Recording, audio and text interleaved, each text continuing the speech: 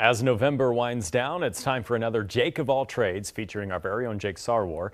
This month, Jake got an inside look at being a restaurateur at one local Wilkes-Barre restaurant.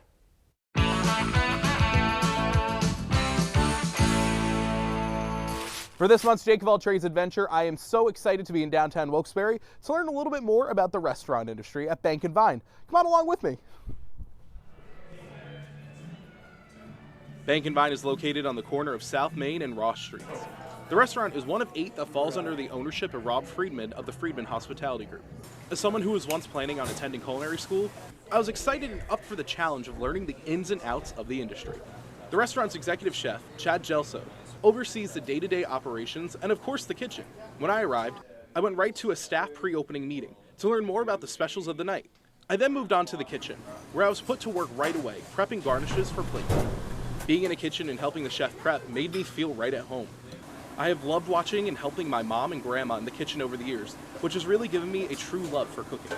Chef Chad says that family is very important at Bank & Vine, calling the staff and guests members of the family. We really take the time to treat those guests like, to be cliche, but sort of family, and keep them coming back. We know them all on a first and last name basis, and so when they're here, it's personal. During my night at the restaurant, I had the chance to witness a sometimes high-stress environment in the kitchen. Bank & Vine pride themselves on experiences as well as the meal. Quality ingredients are a high priority, even though inflation has impacted the restaurant industry. We're not going to skimp on what we're putting on the plate, and we're not going to gouge customers with prices. We're going to stay the same. We're just going to continue to give the best quality product that we can and the best service that we can, and I think that our guests really respond to that, and they'll continue coming back for that. After learning about the back of the house, I wanted to see what it was like on the front of the house, greeting and serving guests.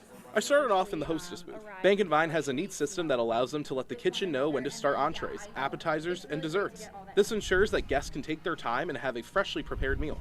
After meeting with the hostess staff, I got to work with Betty Jo Povolitis, lead server and floor manager. Betty Jo has been with the restaurant since the very beginning. Now, before we got to work, she told me a little bit about what makes the restaurant so special. You can't really put us in one genre. We kind of are very eclectic, and we kind of surprise you every week with something new. Betty Jo took me over to learn more about the order system, and I even got my first guest checkbook to take down orders. Yes, love it. Huge hospitality, customer service, make people feel very hospitable. I feel like we go above and beyond to make our guests feel really comfortable and have a great experience here. Betty Jo also tells me that since COVID, Bank & Vine has not only seen new and regular customers walk through the doors, but they've seen an increase in catering too. The team has gone as far as Bloomsburg to cater a private event and are continuing to add more events. Towards the end of my shift, I was able to head back into the kitchen. It was neat to see the hustle and bustle of the busy setting. Hearing the meal tickets come through all the way to seeing the food plated and served really gave me a better understanding of the industry.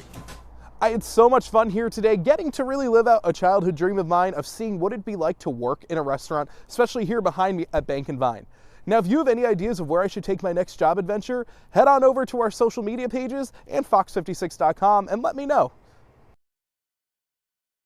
And Jake's next segment will premiere right around Christmas, so keep an eye out for that. He's also looking for more ideas, so feel free to email him or message him on social media.